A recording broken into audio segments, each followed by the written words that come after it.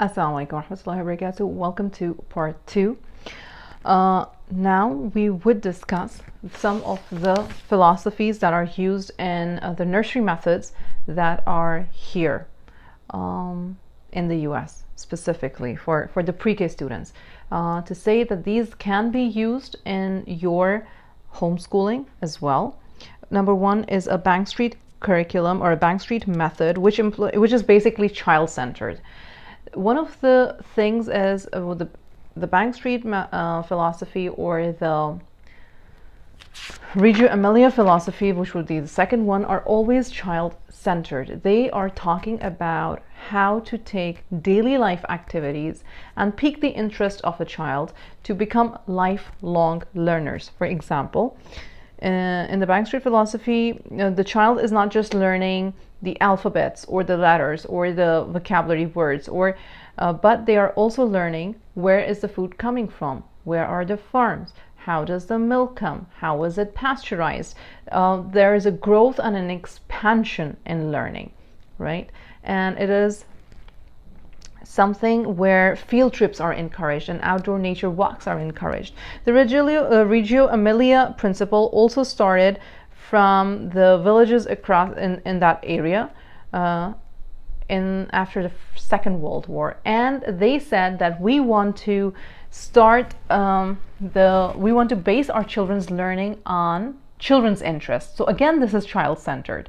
Both of the methods are child-centered, and they say that we will start from where the child wants to start. We are not going to tell them, apart from teaching them how to write and the alphabets and the words, but we're not going to tell them that this is the first story that you're supposed to read, or this is the science concept that you're supposed to understand first. We will see where the child's interest is. For example, if the child's interest is in rocks, then we will bring the rocks first for them to study stories about the rocks, science concept about the rocks, science experiments with the rocks.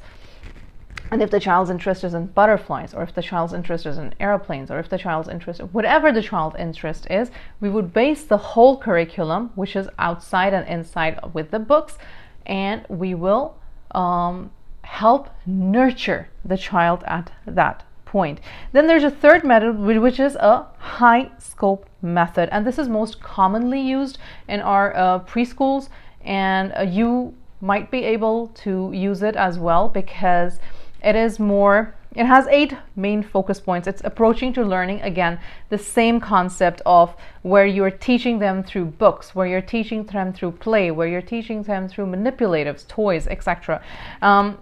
Social emotional development, again, teaching of adab, teaching of regulating your emotions, physical development and health, teaching them exercises, and teaching them certain games that are physical, increasing their physical agility, language, literacy, communication. All 3 of them are wrapped into learning through stories, through dramatic play, through unstructured and structured play as well, right? Math, creative arts, science and technology, social studies. So, for example, let's take the topic of, in the Quran, we are teaching children about Surah Fil. Let's just start with Surah Fil. And with that, in the language, literacy, and communication, we will teach them the vocab words of Surah Fil. We will teach them what the story behind the surah. We would teach them the characters that were in that surah. We would their literacy is increasing. We would teach them communication. We would teach them the moral of that surah. And then in creative arts, we can bring in by making certain events with arts, with painting, with coloring, with drawing, with structure, with modeling, with making a figure model of Kaaba, for instance. All of this is all tied up again in this curriculum or method. And all 3 of them that I've just said, and the ones that I will later be discussing, majority of them are child-centered or should be child-centered.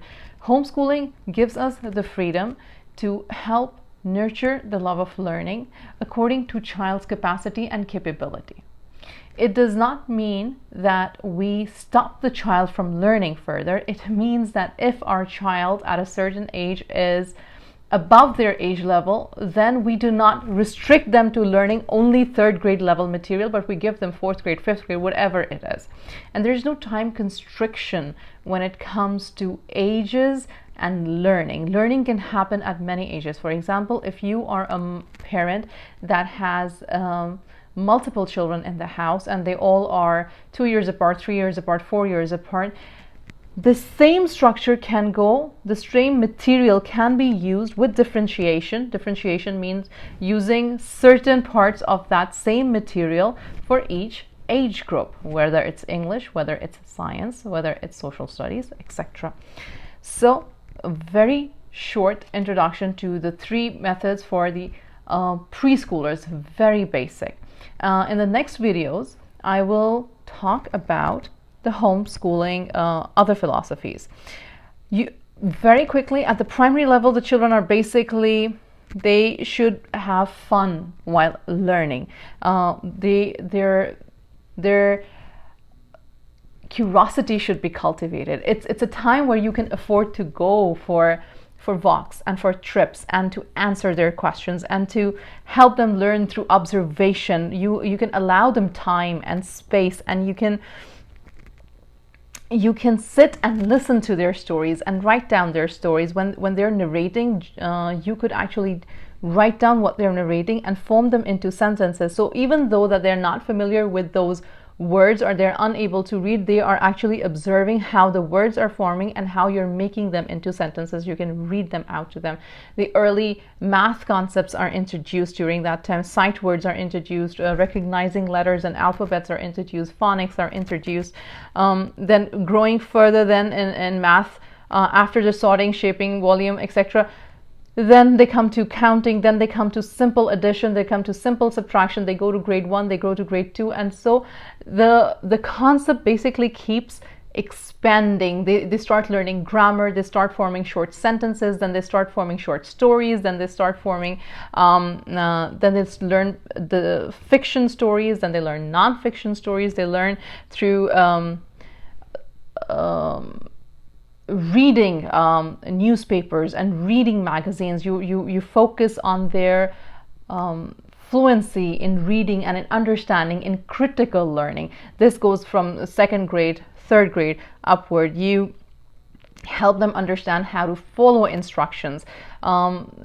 In a child interest-based learning style, which the homeschool supports, is that we are not making our child constricted to the idea that only a parent will give you a certain task and a job and then you're able to do it. Homeschooling gives them the freedom that these are the books, these are the manipulatives, these are your schedules. Use them. And we help them nurture the love of learning, inshallah. Keep tuned for the next video.